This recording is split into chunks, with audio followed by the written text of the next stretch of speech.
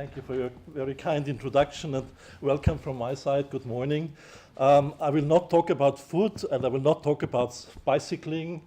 I will lead you a little bit more into the theory of cultural diplomacy, but also trying to give you examples from my own practical life. And you heard that I worked in cultural policy for quite some time, and I had for 2 years the chance to be president of what is called UNIC. This is the European Union National Institute of Culture organization, and we tried at UNIC, and we still try at UNIC, to formulate a common European cultural policy which goes beyond the nation state, and this is already one of the points I would like to discuss with you. So it's really about where are we, what I would like to discuss, and I have to start with geopolitics. I'm sorry for starting with geopolitics, but culture has to do a lot with geopolitics that we have to take into consideration, and I'm sure when you're familiar with the literature about cultural diplomacy, you are aware that in the last few years more and more political discussions started about what cultural promotion is really about. So let's start with those big ideas which really seem to formulate the background for what we do in cultural promotion and what we do also in nation branding. What are these big ideas? The first big idea that came up is already 25 years old. That's the Huntington idea of the clash of civilization.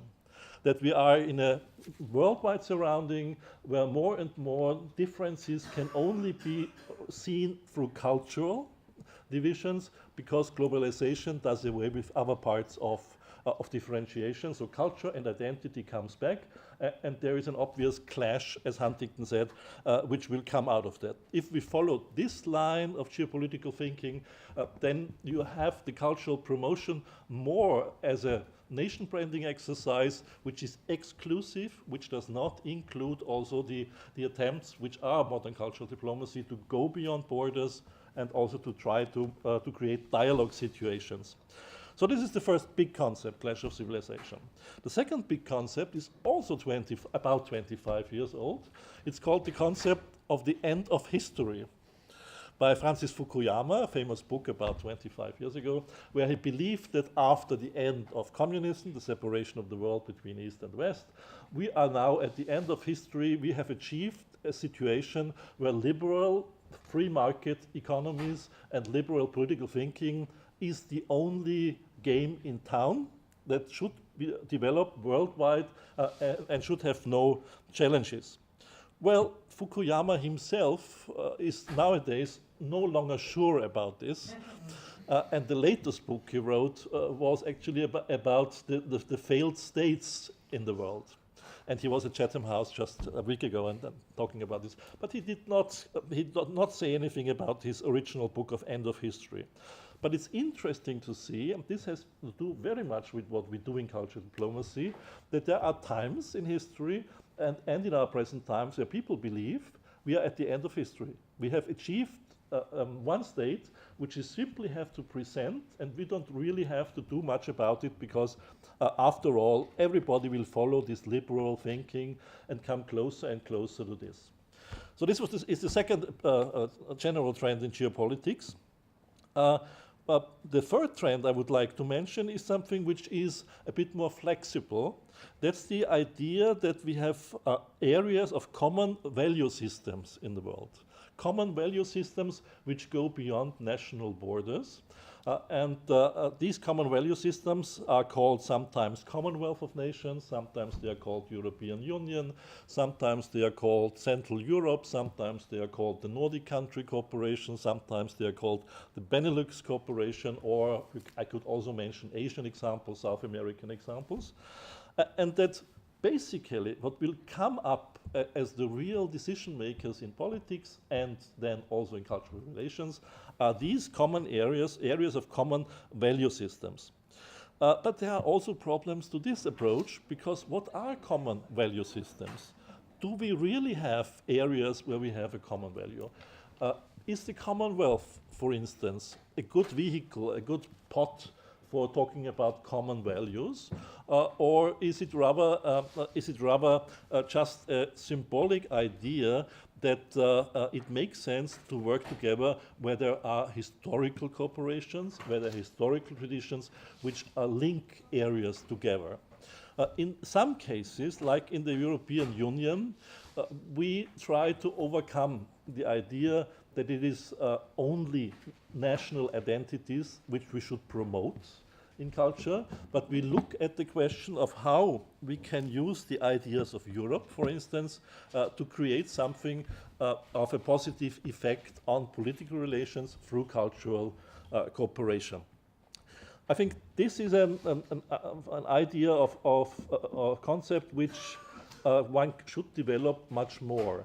Where do we have ways to work together in cultural promotion within these value systems which go beyond the nation state and which include neighboring countries, but also countries which may be far away, like Australia, Canada, and the United Kingdom.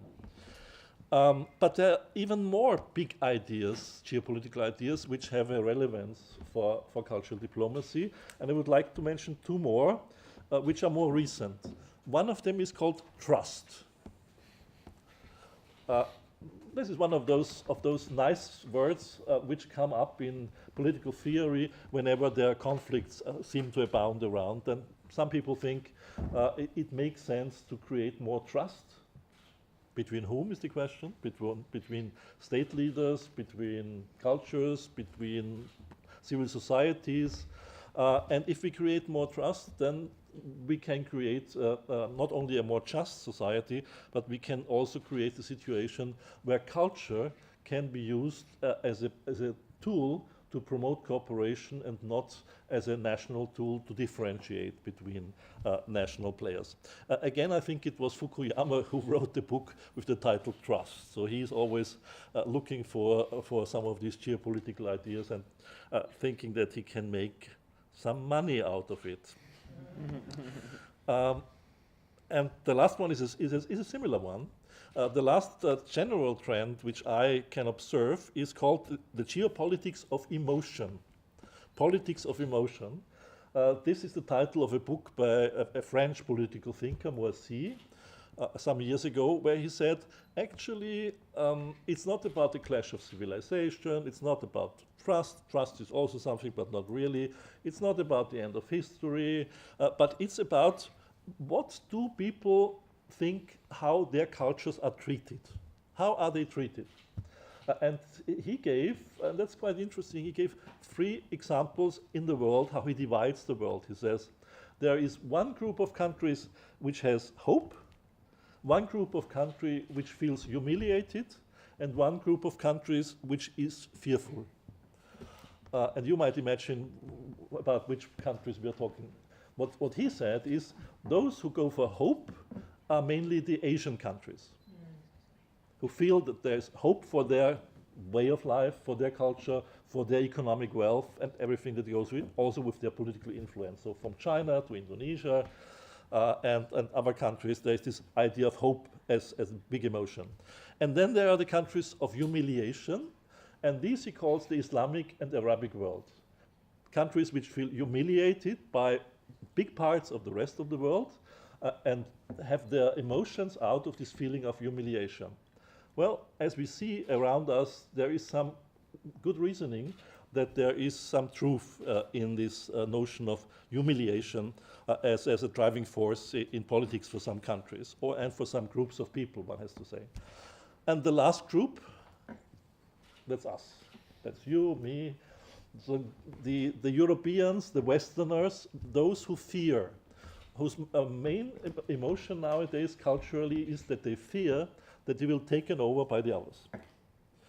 And when you think about it, when you have as cultural big ideas the notion of, first of all, that you can differentiate the world in 3 parts, hope, humiliation, fear, and that you have the West as the fearful one, it is difficult to find a way how culture can really play a positive role in overcoming these sort of differentiations. So this is the background.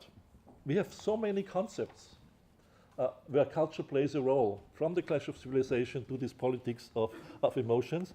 But is it worth talking about them? Is it worth really taking them into account when we work practically on cultural projects, and what can we learn from them? I would say the first thing we can learn from all of this concept is that culture and arts promotion has always two possibilities where we can aim to. First of all, it's building identity. That is the traditional role of culture in collective identity, for collective identities. In all your states, I'm sure you have the same that we do in Austria. You use your cultural achievements to create in your own country some sort of pride in what your country can achieve, and you use it also in promoting your country abroad. Some to a larger degree, some to a less degree. My country, for instance, we are very proud of our cultural achievements, from Mozart to Beethoven and all the music ones.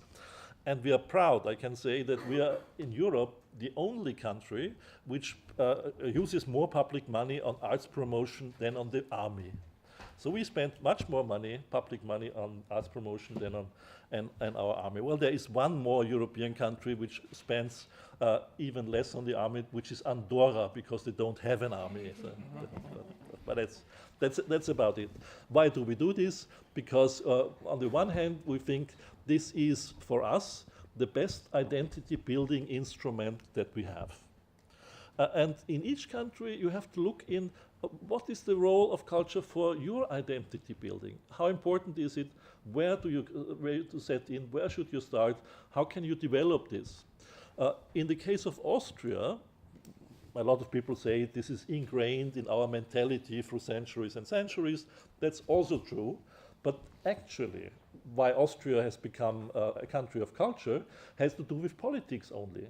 Because Austria had always to struggle within Europe to keep its large role as a major power, as one of the five largest countries in Europe. And because military, we lost a lot of battles and wars, there was a decision of our dynasty in the 17th and 18th century to invest as sponsors into the arts.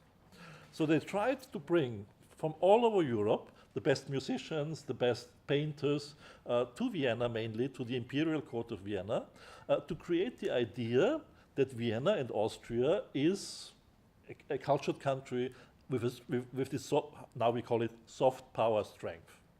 And it worked.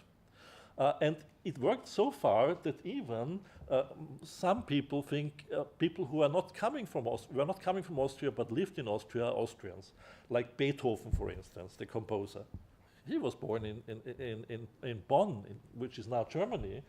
Or Brahms, he was born in Hamburg, like Germany.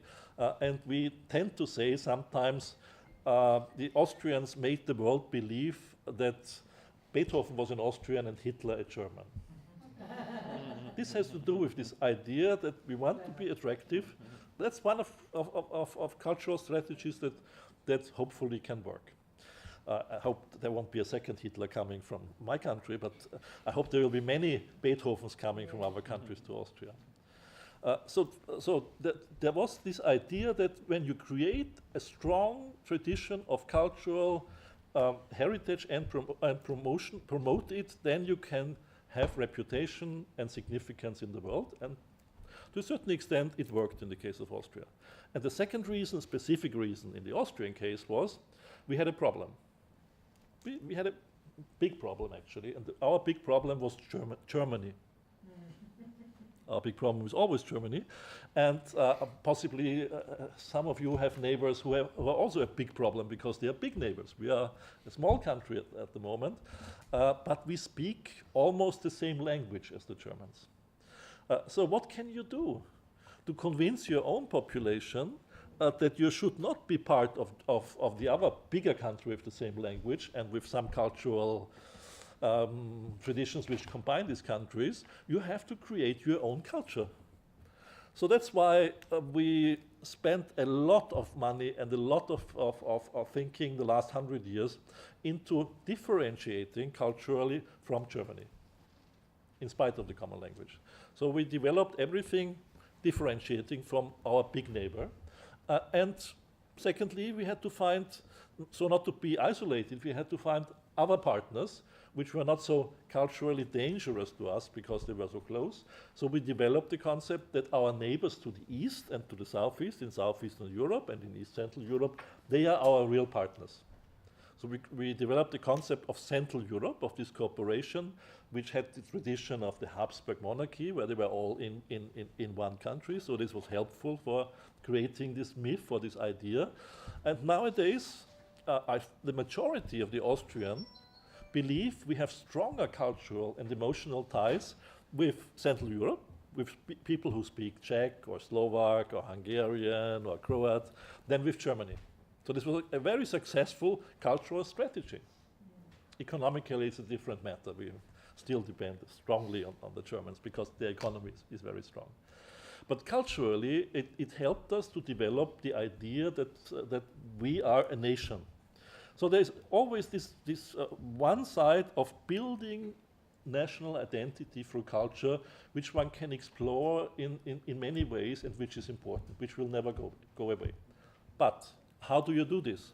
Do you do it in a way that you are looking for outward enemies, so that you are saying, my culture is better than the culture of others, the neighbors, which is very often done. And also, in the case of the history of Austria, we did it very often, saying that we are the civilized ones, and everyone to the east are the barbarians, or it's already half Asia, or something like that. But actually, if you do this, you end up with the clash of civilization of Huntington, because everybody feels that his culture is the best one, and he looks at the others as being inferior. So you have to find a way where you support, through whatever cultural means you can, the idea that it makes sense not only to tolerate other cultures, but to see the advantages also of others. And in the Austrian case, the idea that was developed, and we still believe in that, more or less, is that culture has not only to do with realities and the things that are real, but also with possibilities. One of the Austrian writers, Robert Musil, who wrote the book Man Without Qualities, said the Austrian does not so much believe in realities, but in possibilities. So the imagined is at least as important as the real. And if you come to the point where you can accept that the imagined is almost as real as the real, then it is easier to work in a cultural, on the same level field with cultural partners outside of your own countries. So this is the tension between, on the one hand, promoting national identity, on the other hand, promoting the idea that it makes very much sense to work with partners outside. And when you look at these objectives of cultural diplomacy and cultural promotion, then you see how political this is. Because these are decisions about borders, the role of borders, these are decisions about territories, these are decisions about your political relations with other countries. So this is a very, very geopolitical idea that comes with it. So to respond to the globalization and the global challenges, it is worth investing in cultural promotion in a way which goes less for nation building and national identity. I'm generalizing now, and more for the idea of dialogue, cultural diversity, multiple identities, these areas of common value systems. And that's why I like the idea of the Commonwealth, because there is the possibility of working in the field of culture on the same level, although it's financially it might be difficult to do this. When you arrive at this, then you possibly can achieve what these big thinkers said about trust and emotions and the differences between cultures. Having said all this, we are talking about soft power. And I'm sure you have heard already in this conference a little bit also said about Joseph Nye's concept of soft power. What I would like to say is, from my initial remarks, can we learn that cultural diplomacy is only soft power? That cultural diplomacy is there to create the image and reputation of your country, or is cultural diplomacy simply also arts promotion without following the notion that you have to utilize it for nation branding or for your soft power purposes? That is a most difficult decision. I've been responsible for Austrian cultural diplomacy for 8 or 9 years altogether, and I had on a daily basis to make decisions. Should I do it? Should I spend public money simply for promoting a good Austrian artist? Or should I do it because I have a purpose in mind? I want something. I want to show how great Austria is, or how good our relations are with the Czech Republic or with Indonesia. And there is no final answer that I came up with. What I said, on the one hand, you have to follow also the political mainstream and say, okay, culture is something which is good for the identity of your country, so why not use it also to present it worldwide? And why not use it according to marketing strategies in nation branding? Why not say, okay, I concentrate my public support of arts promotion in those countries where I have a big impact or where it's politically interesting for my government? Why not do this? Because it's still, in a positive way, using the culture. But on the other hand, there is always this idea, how much should we use artists for political purposes? Or should we simply support them because because arts is good for the development of the world. It's good for the development that we have.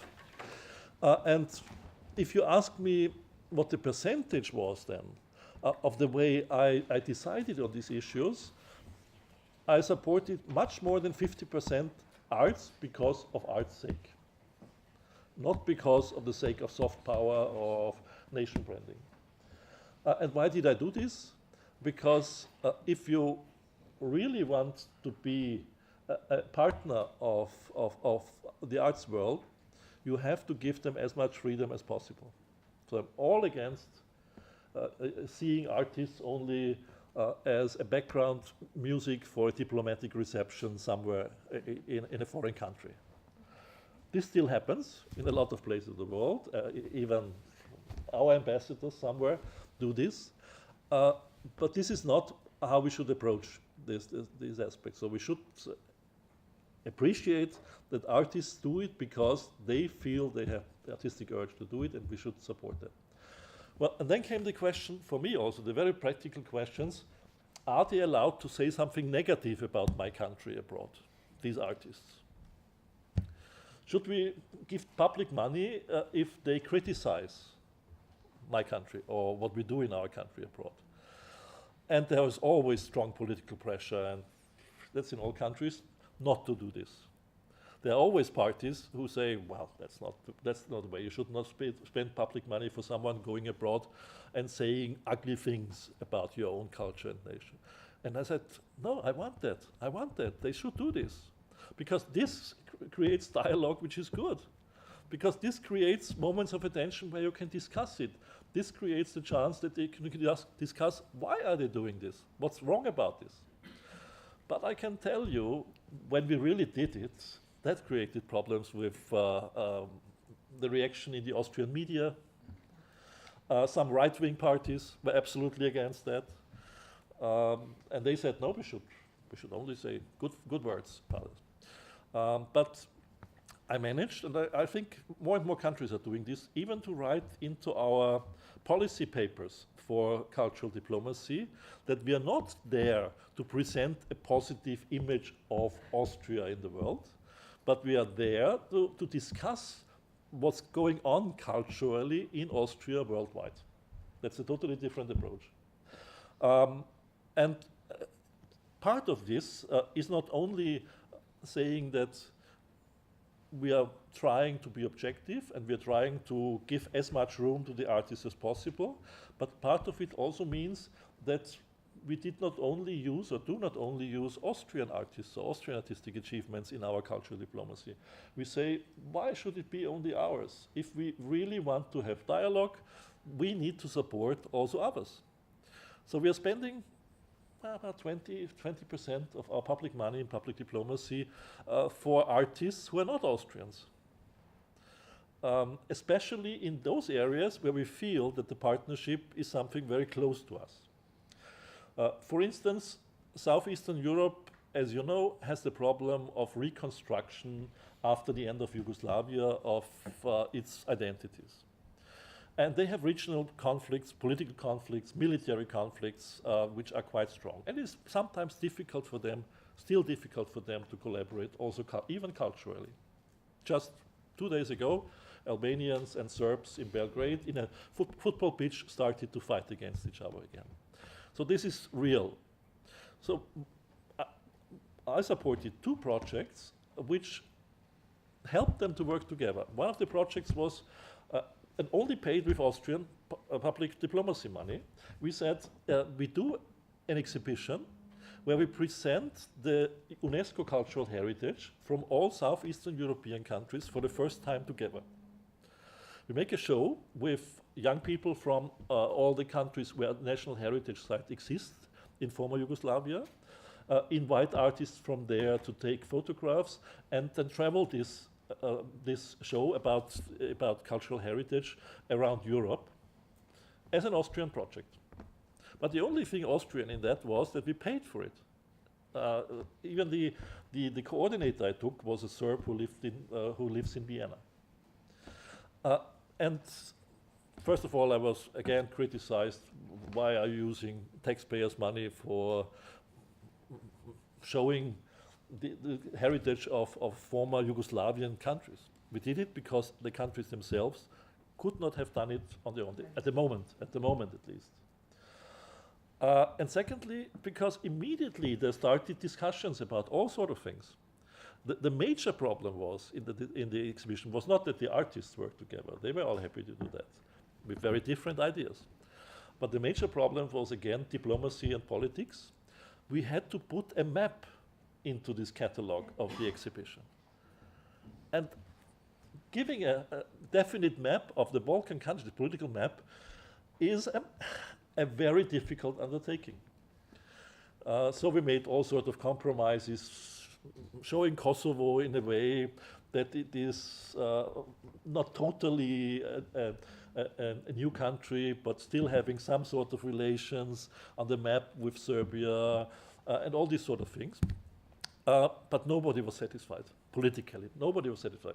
Kosovo protested because why in this map, in this art project, we are not shown as a country. And Serbia protested, why do you not show Kosovo as part of Serbia in this country? And then the discussion started when we showed it in Paris, London, and everywhere. Would an official representative of Serbia be present to discuss these matters? But this is exactly what we wanted with this project. We wanted them to discuss these things in a European context even, and to make them feel that this is something they should discuss. And it was done by an arts project. With writers, photographers, and cultural heritage, because it was the cultural heritage of this region. And the second project we are still doing is translating between the languages of Southeastern Europe. Again, you would say, why should you use Austrian taxpayers' money to support the translation from, I don't know, from Macedonian into Montenegrin, which is very close anyhow. Why should this be done? We said because at the moment these countries are not doing it. And we feel that it is a good thing, and it should be an impulse for them also to try to do it. We started this about 5, 6, 7 years ago. And we got support immediately from our Swiss partners, German partners, and others. And we are now helping to translate hundreds of books between the languages of Southeastern Europe. Again, only the idea was from our country. And it is pure arts promotion, translation and publication of these books. And I still think it's a very valuable part of our Austrian foreign cultural diplomacy, because it shows that the principle that I mentioned at the beginning can be achieved by cooperation between artists.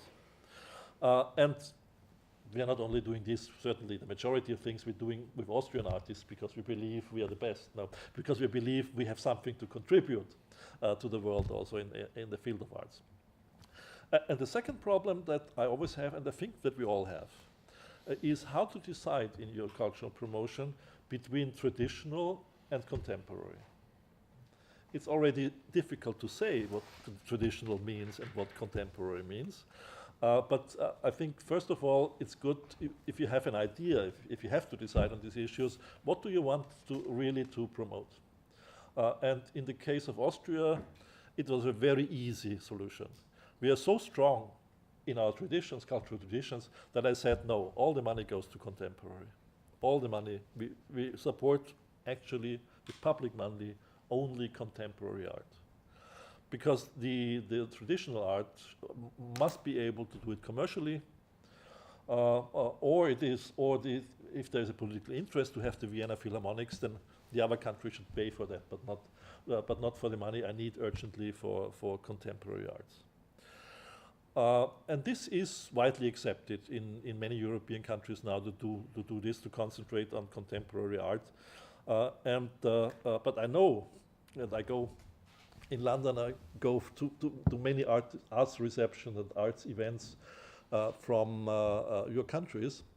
That I'm very frank now. In a majority of cases, it's not modern art what is being presented, but it's folklore, traditional art, and it is a hard step to work on that. So and also possible to see how can one respond to these traditional arts in a modern way, and how can one promote this? So this is difficult. I give you one more example of this dilemma that we had, or I had. We had an anniversary of Johann Strauss, the waltz king, the composer who made all the waltzes. So the question was, should we promote Johann Strauss on his, I think it was the 100th anniversary of his death? Should we make a worldwide promotion campaign? Well, the tourist office said yes. Our people in business said also yes, that's good. That's good for Austria. So, and I said, okay, but I'm not interested in Johann Strauss and his waltzes in the 19th century. I'm interested, do they have an impact now? Do they play a role now? Is there anything that relates them to our times and to the future? Is there anything where you can make them modern, interesting, and also for young people? So we organized in London, for instance, I was at that time also working in London, a festival called The Perfect Movement. It was a Johann Strauss festival for 3 weeks. And I called it The Perfect Movement because Stanley Kubrick, the filmmaker, was once asked why he uses the Blue Danube Waltz by Johann Strauss in his film Odyssey 2001. In the central scene of this film, he uses suddenly the Blue Danube Waltz, which is the unofficial hymn of Austria. And Stanley Kubrick answered because the Blue Danube Waltz is the perfect movement. And so that gave the title to our festival. And then I looked into where does waltz music play a role? And I found it, for instance, in South Africa. I found in South Africa, and by chance, because I was traveling by car through from Durban down to Cape Town, I found that there are many radio stations which play permanently Austrian waltz music. And then I asked, why are they doing this? They said, because mainly the black population there is now very popular learning waltz dancing in South Africa. I don't know why. They started to think that waltz dancing is something that is liberating or hip or whatever. So I invited some people from South Africa to discuss these matters in London. So these sort of things that we did not present, we did present a little bit of the real music, but we discussed where it is interesting nowadays. And I think in all our cultures, everywhere, we have examples where we can do similar things if we strive for that. And that's what we try to do. I'm coming actually to a close because it's too long already. What are the objectives of what we are doing? First of all, it's really like what we all learn in marketing or nation branding. It's create moments of attention. Create moments of attention for the culture that you work for. But the question is, and that's I hope I could communicate, is how do you do it? You can do it in a very traditional way, or you can try to make it a bit more inspiring, bringing on board the artists themselves and challenging also the artists to relate to something which they may regard as being foreign. Secondly, and this I mentioned also because of the geopolitical background, we want to influence the perceptions and the image. We all want to influence the perceptions and the image of our country worldwide. And even me now talking, I want to influence your perceptions about how Austria does cultural diplomacy. That's part of the game. And thirdly, and in the United Kingdom, this is now getting stronger and stronger, we all compete for markets.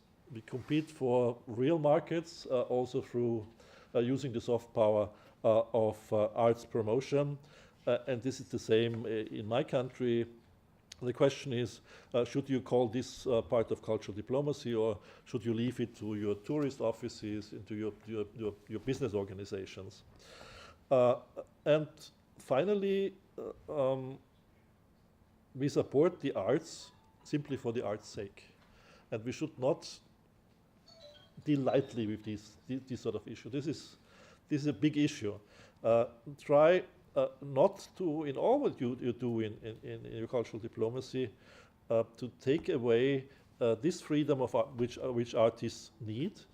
The British Council here used to be very good at that.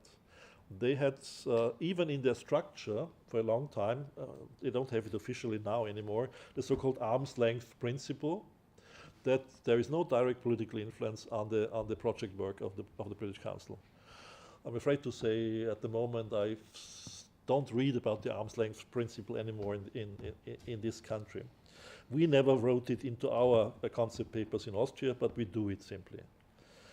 So the principles that I would recommend from my own experience is really go for dialogue projects, look for partners from other countries where the interest in this, go for cultural diversity, and I didn't mention this also within your own country. We're trying to promote now like a discrimination in favor of our minorities. We try to promote more cultural projects from artists from minorities in Austria, like the Slovene minority, or we have also younger minorities, Polish minorities, Serbian minorities, Albanian minorities, also from our small Jewish community. We support more of their work with public money than from the majority German-speaking Austrian, and I think this is a good thing. And lastly, go for multiple identities. Look for projects where it makes sense not only to promote something that is national, but something that has this sort of common value area around it. In the Austrian case, I always look for projects which have an Austrian context, a Central European context, and a European context, all three of them.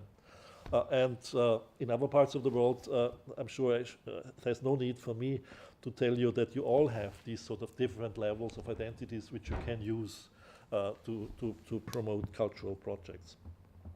So finally, it's about trust and influence, but I would say all these big words like trust, influence, image, reputation, nation branding, marketing tools, which should not derail us from the basic idea that it's about arts promotion, and that is good. But we have to take into account these big trends which I mentioned, which means that we live in geopolitical surroundings where we have, again, religion, geography, history, all of them back in town, accept them also as relevant cultural actors, and that includes also new politics of memory or renewed politics of memory. But I'm quite optimistic because the way we do it is much more, this is also one of the trends, much more in cooperation with a civil society than only top-down from government administration.